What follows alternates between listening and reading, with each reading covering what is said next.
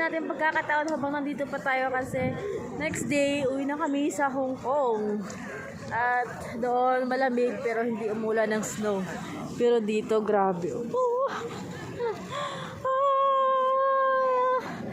Wow, sa 35 years nga nag-exist ako sa kalibutan, subunan ko kakahawak ng snow. Ayan, parang pinudpud lang naman na ice eh.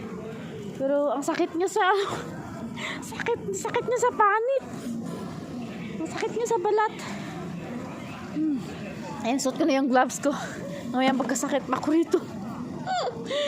Nangingisay na yung ano ko. Mukha ko. Yan guys, thank you. God bless.